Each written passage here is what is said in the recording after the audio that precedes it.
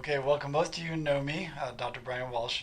Um, Not all of you have heard me speak before, but so we're talking specifically about sugar. We call it the case against sugar, and you'll understand more what that means as we go through it. But it's really one of the big problems that drives. It's okay. That drives a lot of the problems, health problems in the U.S. Actually, that's kind of the root of a lot of that stuff. But there's natural ways around it, and we just have to retrain our taste buds, kind of. Excuse me. So I always like to start my health talks with this quote because it really embodies how I feel.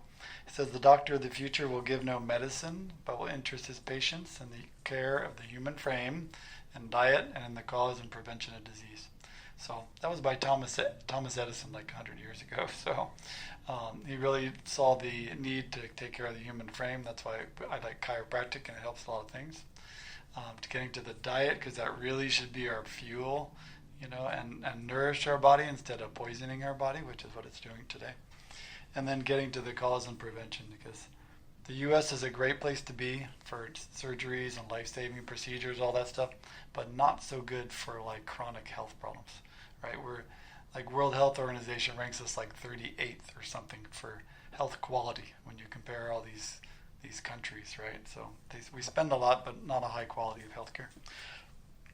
So the people that did do the health, or I should say the sugar quiz, did anyone have more than five or more false? Which means you're kind of on the sugar side, heading toward the sugar dark side. So it just gives you an idea, because it really is very pervasive in our lifestyles now, and it really shouldn't be. If you look back in the early 1900s or so, the average consumption of sugar was like 7 to 10 pounds per person a year, back in the early 1900s. Now that number is closer to like 130 pounds per person. When you add up all these different sources, it's not just putting sugar in your coffee.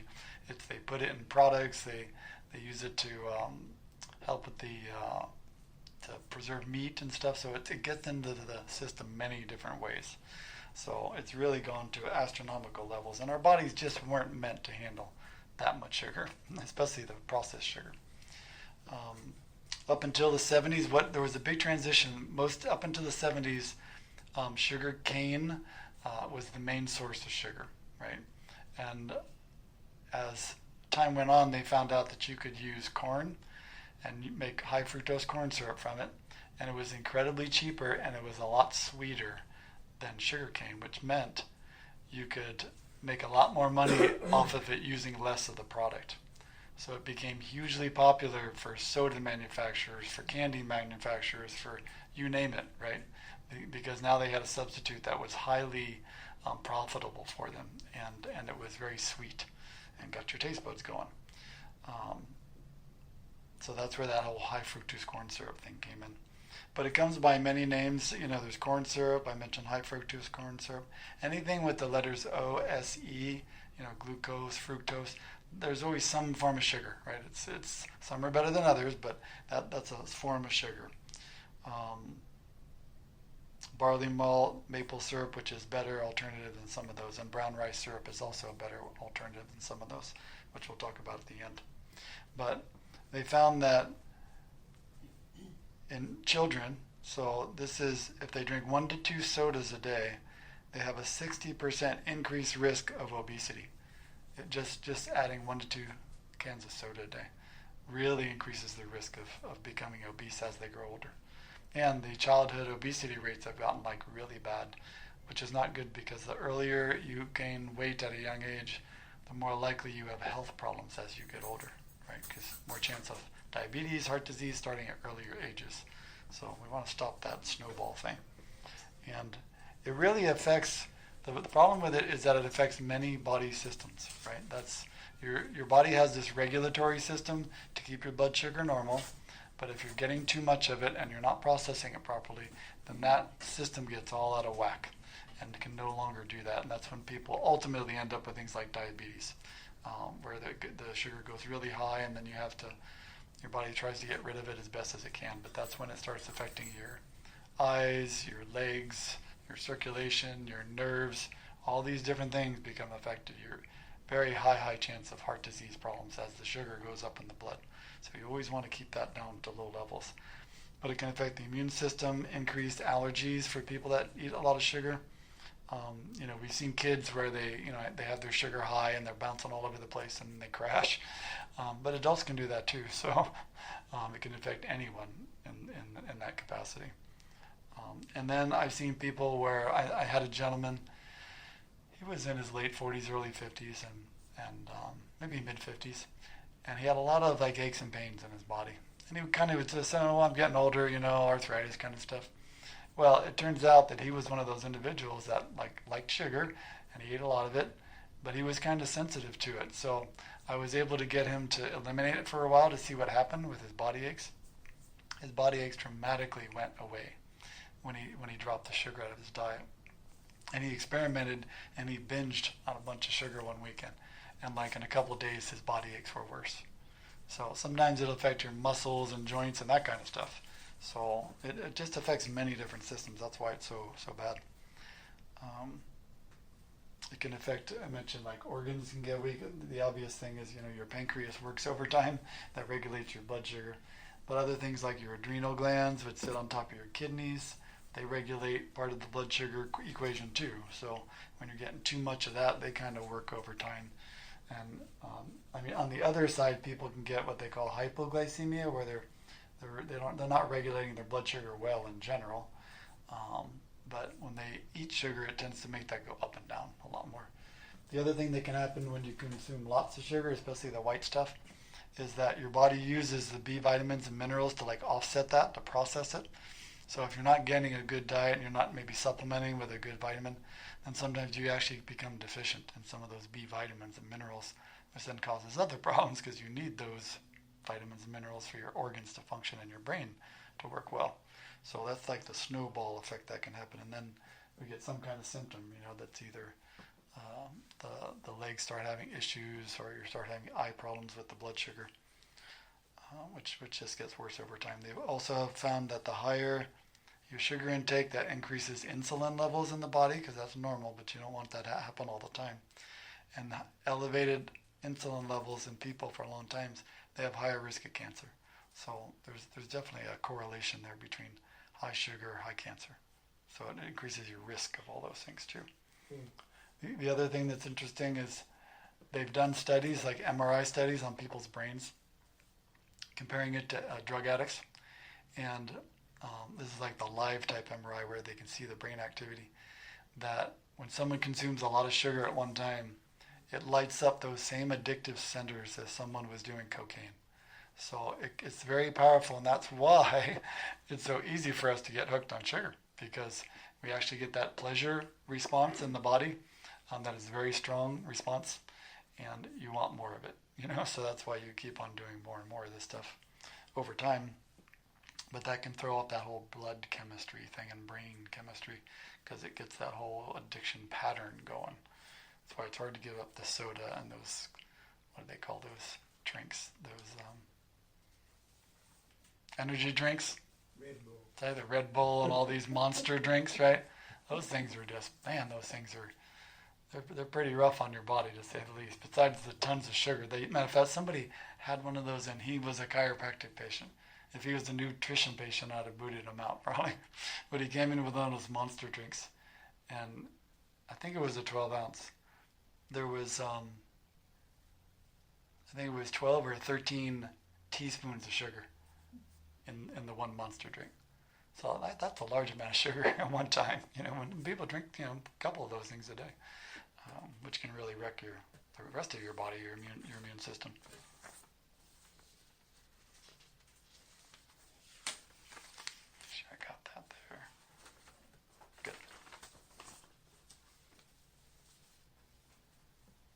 So I mentioned it affects all these different systems. That's why that getting the nutritional aspects shored up, making sure your organs are working better. One of the things that can help tremendously with it is a bumping of your exercise. They found that when your exercise level's at a certain level, you're actually less likely to crave sugar and actually have cravings in general, because it normalizes all those chemicals in your brain and body that regulate your blood sugar. So that's why exercise is so powerful, because you actually, what they call insulin receptors that are in your body that bring in your sugar, take it out of the blood, they become much more effective when you exercise. So that just the exercise itself can lower the blood sugar levels, which can help people that do or don't have diabetes. But it's a great way to start getting those sugars to start diving by increasing your exercise levels. And it makes you creates more of the endorphins, right, which makes your brain happier. So you're less likely to want the sugar because your brain's happier and working better. So those are just some of the big reasons why to stay away and what to do with it. There are a lot of different things. They found that just not having it in sight, well, they did some studies. So one is they took like a candy bowl thing in a workplace, and instead of having it on somebody's desk, well, actually they monitored their pattern of eating it with it on their desk. And then they took and they moved it to somebody else's desk, so they had to get up, right, to get it. And then they took it out of the room, of course, out of sight, out of mind, right? But each time it got farther away, they ate less of it.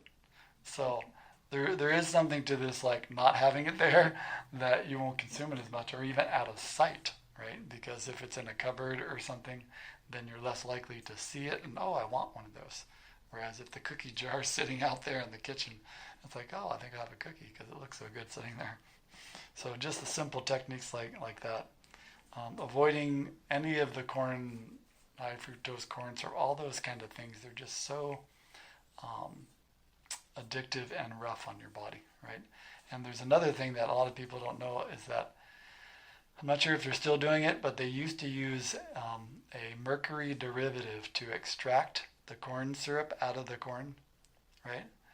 And this study was done like 5 years ago. They took these products with high fructose corn syrup off the shelf, and they measured for that mercury derivative, and it was detectable in a lot of the products.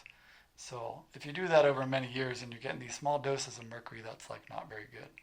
And so that's another reason not to eat it, is to not have mercury levels going up in your body. Natural alternatives. So from as transitioning from one to the other, stevia is it's a plant-based sweetener. The key with stevia is you have to be very careful about the amounts, because a little bit goes a long ways and it's easy to get bitter and have a funny taste. But they've come up with some really good stevia alternatives that are still good without the blood sugar. They don't raise your blood sugar at all. The other one is called the sugar alcohols, which is like xylitol or mannitol, those type of sugars. They're very good in that they don't raise your blood sugar. The only thing you have to be careful with those sugar alcohols is that for some people, if they do too much, it upsets your GI tract. So it tends to give people gas or loose bowels if you do too much of this stuff. So those you just got to tread lightly on. But that can be a very good alternative because they also don't up your blood sugar. Coconut sugar is another alternative. It's not quite as sweet tasting as the other ones. And it's not processed, which is good. And even organic raw sugar is still better than the white stuff because it actually has a little bit of nutrients in it. But still, the less sugar, as in cane, the better, because it's just not you shouldn't be having a lot of this stuff. And then again, raw honey is like an ideal sweetener, but you can do too much honey too because it's still sugar. It's just it has a lot of nutritive content to it too, and it also has, if you get local honey from where you live, it can help people with allergies in that area because the bees are taking pollens and stuff, from the area, and the honey can actually help with the allergy part that people have for local pollen allergies. So, but again, you want to do smaller amounts of this stuff because, things like fruit and that type of thing, that's really our natural go-to for something sweet. That's what God made fruit for, that purpose. And it has fiber and nutrients and vitamins in it, So that's really meant to be our real sweet stuff. And the stuff that has the real heavy sugar should be more treats that we do not very often. So I mentioned the exercise is a good way to help avoid those things. So some people say, well, if I'm not eating sugar, can I do artificial sweeteners?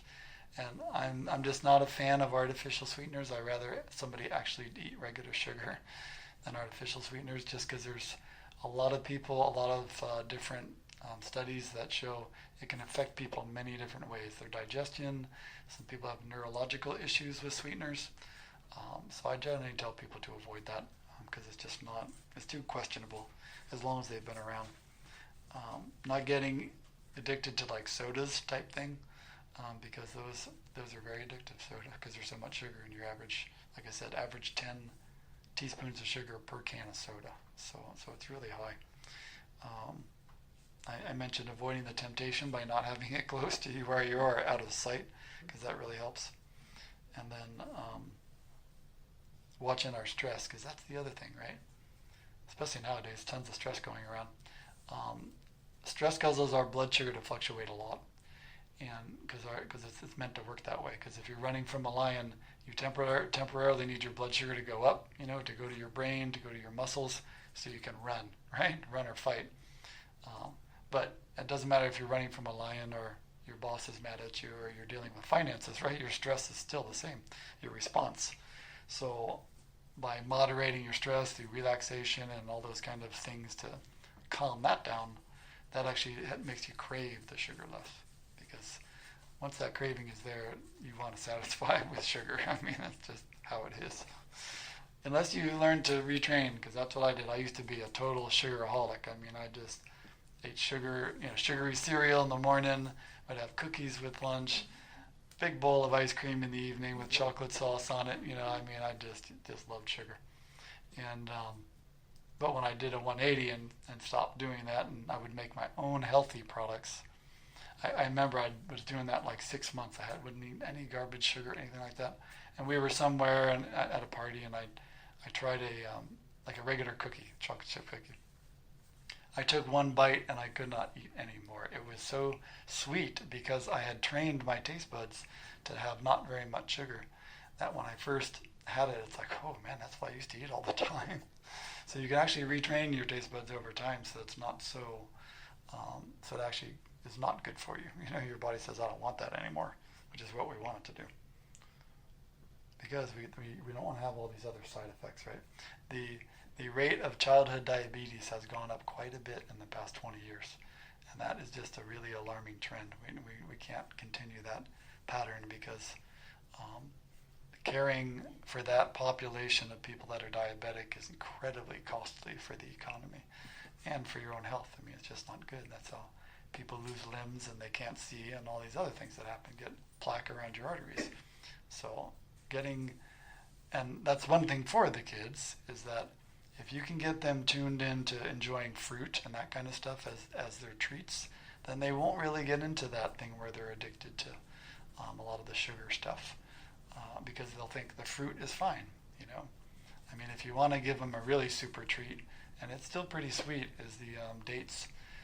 The medjool dates are a very it's like candy to me. I mean, it's God's candy, I call it, because it's so naturally sweet. But you can make like nut rolls with those, combining nuts and maybe some flax or something with the dates and make little balls. And those things are excellent treats for kids because they got fiber, a little sweet, and some nuts. And that can be a nice alternative for them. So exercise, avoid the temptation, take the nutrients if you have to, because sometimes you will need to supplement with a B vitamin or something to kind of get you over the hump. And sometimes that is a sign that you are missing something when you start craving the sugar, because you might need just some extra minerals and B vitamins to help offset that so you don't crave it so much. I think that covers most of what I wanted to cover. Yes. Does anybody have any questions? Oh, yep. I have a question on the sugar. What about monk fruit? Yeah, so monk fruit is the question. So what you'll see with monk fruit is they take a little bit of monk fruit and they mix it with a sugar alcohol like xylitol or mannitol or one of those sugar alcohols, because monk fruit by itself is like incredibly expensive. Like if you just bought this little thing of monk fruit, it's like, I don't know how many dollars per pound that would be, but it's a good alternative as long as you are okay with the sugar alcohol part, Because some people, if they do too much sugar alcohol, then their digestion gets thrown off. They get their bowels messed up. But I think it's a great alternative. I use that in my coffee in the morning. Just use a little bit of that, and it's just enough to sweeten it a teeny bit, and without the sugar rush part. Yeah. How about all these gummy bears? Are they doing, gummy vitamins? Yes. Yeah. Most of those are the base is sugar, and the ones that aren't healthy have dyes and other stuff in them. So I'm not a fan of those. So if you can find them organic, that's going to be better. But they do have sugar in them. So, but if you get the ones that are organic, where they have the organic sugar as the sweetener and not high fructose corn syrup, then that's much better alternative. And you can look at the grams, right? So for every gram, so take that back. For every 4 grams of sugar, that's a teaspoon. So you can look at a product and see the number of grams of sugar.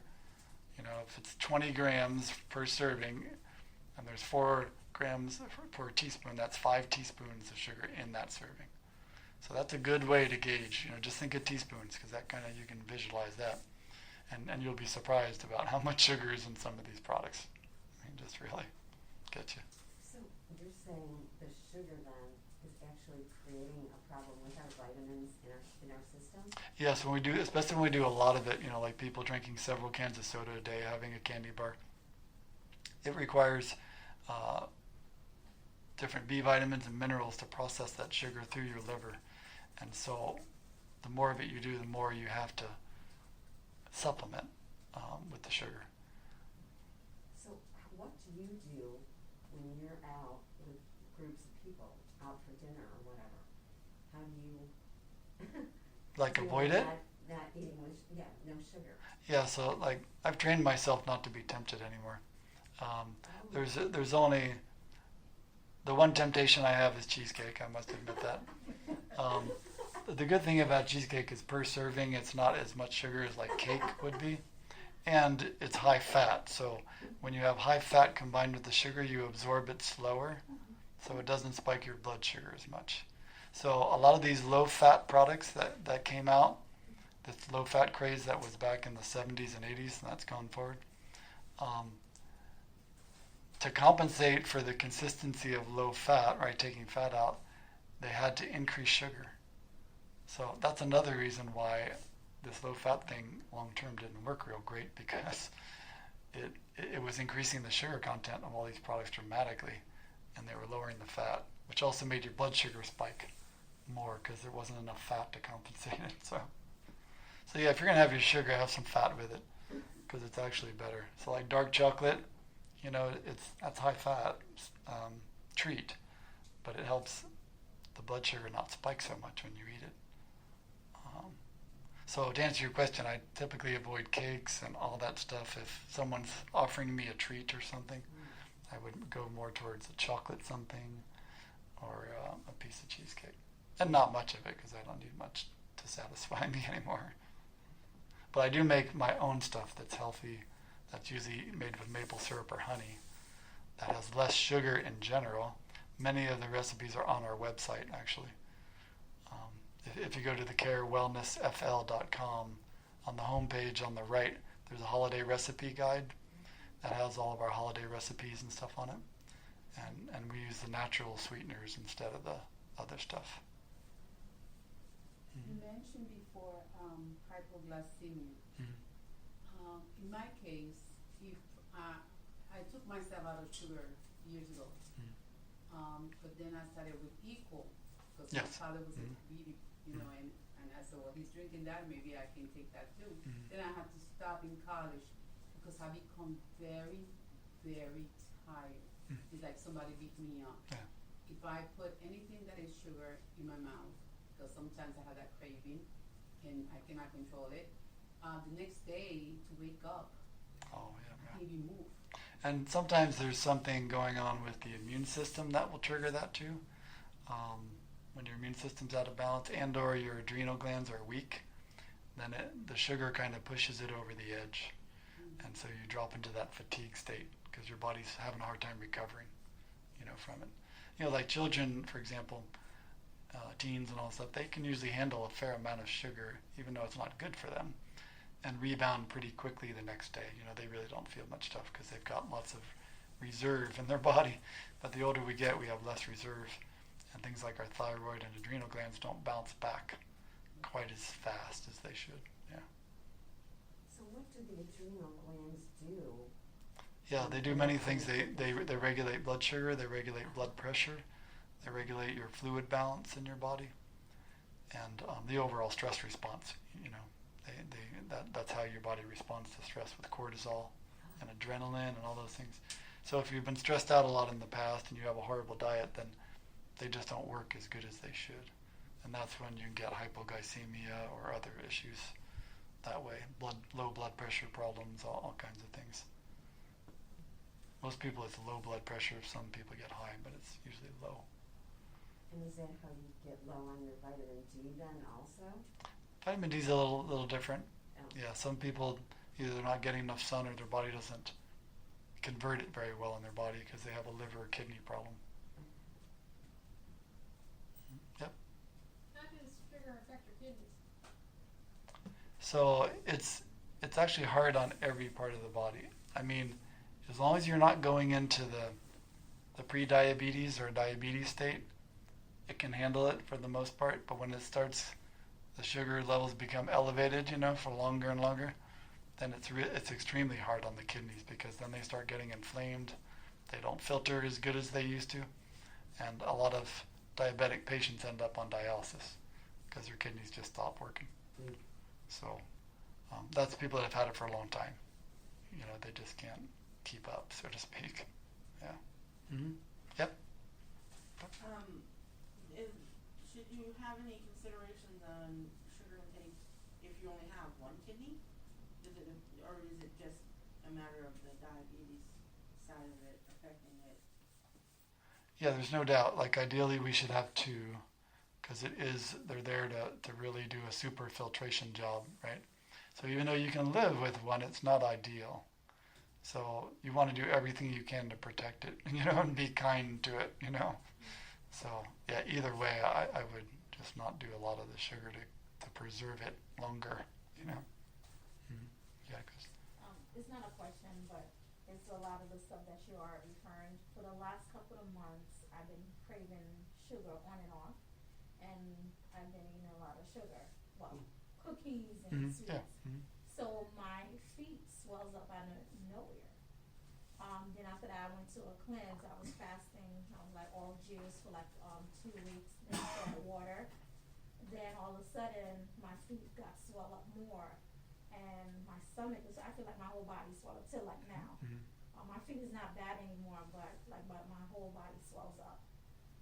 So by you explaining this right now, then I'm figuring out maybe that was like probably like the sugar. Yeah. Oh yeah, could have threw your body out of balance. Yeah. And sometimes if you're doing a lot of it for a long time, you get a yeast infection. You'll get, it might be in different parts of your body, but you get fungus overgrowth in your body. It can affect your digestive tract, and you get bloated and feel really lousy, and then you have that snowball effect. Yeah, because a couple of weeks ago, I went to New York, and then all of a sudden my stomach swelled up, and my feet was swelling up. I took pictures and all. I couldn't eat, and I couldn't even sleep. Yeah, that Every could time have I been. lay down on my belly, I just couldn't. Because what can happen with the too much sugar is you feed a lot of the bad bacteria that are in your digestive tract, but not the good guys, and then they grow really fast, and then they can create that bloating and all kinds of snowball effect in the body. Yeah. Anything else? Do you recommend orange juice and grape juice? I'm not a fan of fruit juice in general because it's so concentrated. It's a natural sugar, but it's very concentrated. I'm just a fan of eating grapes and oranges in general. And if you drink the juice, cut it half and half, 50% water, 50% juice at least, because it's just. I mean, I think it's about as much sugar per ounce as soda. So it's just natural.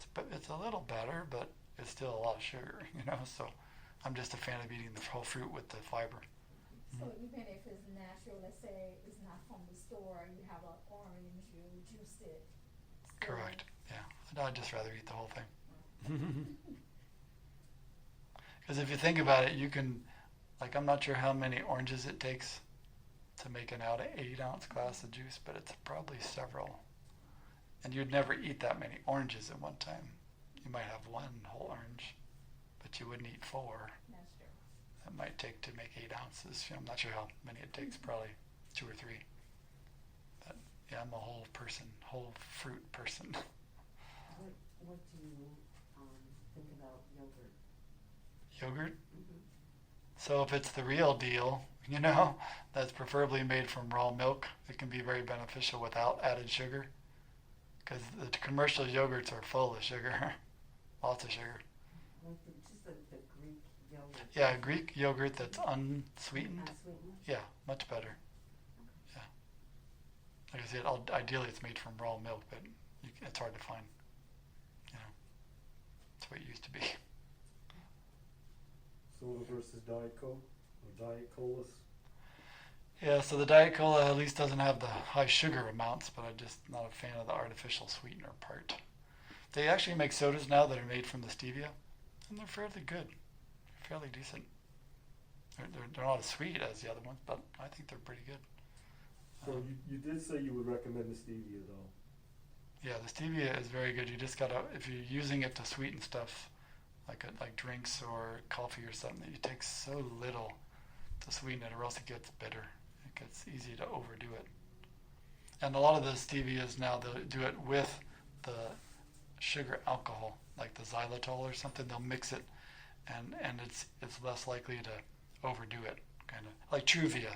You might have seen the one Truvia in the stores, and that's a mix of xylitol and stevia together.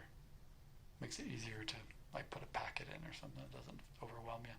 So, and what was your comment again about the alcohol? Yeah, the sugar alcohols, most of them. So there's one caveat. Of course, I'm not a corn fan because it's what I call an adulterated crop in America. I mean, if you get it organic, it's much better, but it's so processed. A lot of the xylitol is made from corn, so it might not be that great for you potentially. Birch tree is the ideal source of xylitol. It's healthier for you. But for some people, they don't break it down well, and they get lots of gas, intestinal gas. And they'll know that usually shortly after they try it. Yeah. Usually within a couple hours, they're not happy. But if you don't overdo it, like a teaspoon of it's not going to usually do that. But if you have several products that have it in it, that you're using, then it might overdo it. And you also related high sugar to ice cream? Yeah, there's a lot of sugar in ice cream, unfortunately. Yeah. I think half a cup serving usually has around 4 to 5 teaspoons of sugar for a half a cup. How many people eat a half a cup? You usually eat yeah, right, half a gallon, right? That's right, yeah. No, I was saying a half a cup usually has, right, about, Putting 1 teaspoon. has 4 or 5 teaspoons. So most people eat a cup or more at a time. I know I used to eat probably 2 cups at a time. Do you have an opinion on Triscuits and Wheat Thins? So if I would prefer an organic version of those, because all of the grain in the U.S. that's not organic is heavily sprayed with Roundup. And they can measure Roundup in the crackers, in the cereal, in the granola bars. So it's not a good thing.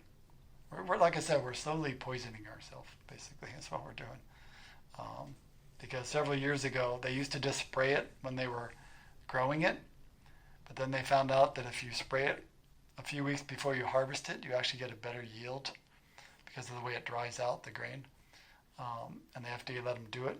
So they started spraying just a lot more than they used to spray in the past. So you can actually measure Roundup in your cereal if you had somebody test it. So if it was an organic Triscuit or wheat thing, I'd say yes.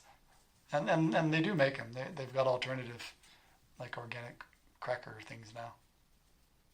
Yeah. What about alcohol and the sugar content in alcohol? Yeah, there's a fair amount because it's sugar is part of the fermentation process. there's actually ways like to make wine and different things that are what they call low alcohol, so it's lower. But a lot of times when they when they make wine and stuff, they actually add sugar at the end to balance the flavor out. So yeah, sugar does turn to alcohol too. So just depends on the wine is probably the worst in terms of the sugar content. Where do you stand on kombucha? So kombucha is so there's actually sugar in that as well. Some people it's really good. They process it well and it helps their good bacteria. But some people they may be sensitive to it because I've had people where they had it and they didn't feel good afterwards. And there's actually a certain percentage of alcohol in the kombucha that if you're sensitive to alcohol, then you might react to that.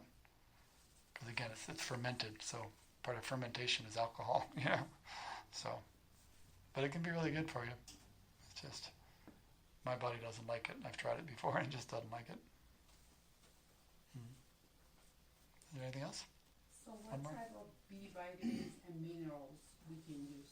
Yeah, so they it's always safe in general to stick with a B complex that has all of them together.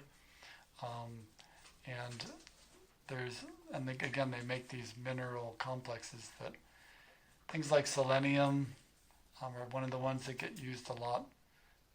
Magnesium. So those, again, it's better to have a combination of the minerals together instead of trying to isolate, which one's the best one. Because we need all of them, really. Mm-hmm. So as far as wine is concerned, they talk about if you have like a glass of red wine a day or something like that, it helps with your heart. So when you're talking about alcohols and that sort of thing, is it more of a case of overdoing it Totally. as opposed to just if you have that one glass, that's okay, you get some benefit from it, but you're not overdoing the sugars and things like Correct. Yes, that's exactly it. Because if you look at the what they call the French paradox, where they do have their 1 to 2 glasses of wine a day, but they have high fat diets typically, and some of this other stuff. It's like, wow, but they got really good other statistics and stuff. Why is that happening? And they attribute part of that to the wine because there is good elements of wine, but it's really the overconsumption because the rest of your body can't handle large amounts. Mm-hmm. As far as fermented foods and sugars, when I think of fermented foods, I think of things like kimchi and pickles and sauerkraut and things of that Yes. nature. Mm-hmm. Should you be at all concerned about sugar content in those types of No. veggie No, fermented? those are fine. Yep, those are fine because they have all the good bacteria. And that type of fermentation process doesn't create a whole lot of sugar. Okay. Yeah, that's a really good one. In fact, a lot of the original ones were not. When they did the fermented vegetables, it was a salt brine that they used to make the fermentation. So there was no sugar involved at all. And that's how they made the sauerkraut and that kind of stuff. Yeah. Anything else? Oh, I'm back. Penn and Teller says if everything was grown organically, 30% of the world population is starved to death. It's inefficient. Is that right or wrong? I've not heard that statistic, but He says the big companies are the organic food comes from big companies, not little farms. That's a misnomer. well, you're correct. It used to be there's still small farms that do the organic farming. A lot of them have been bought out, but they can still do this stuff without spraying mass quantities of pesticides and herbicides on this stuff. I mean, the reason they do that is for profitability, right? Because they get higher yields when they use all these chemicals on the grains and all that stuff. So it can be done without it. It's just they don't make as much money. That's the bottom line. Food production is all about money. It's not about health anymore. In general, especially commercial food production is about money. It's not about Is nutrition. doctoring about money? Huh? Is doctors about money or are they about good health? It depends on the doctor. Right? It's like any profession, Some people do it because they like to do it. For cancer, what does he care about? might be wanting to help people, but unfortunately he's stuck in a system that really doesn't care about the people so much as they do about the money, right? Why else would we have started the war against cancer in the 70s and we haven't made very much progress in 50 years? It's pretty sad, right? But that's politics. So any other health questions? Yeah. Yeah. Mhm.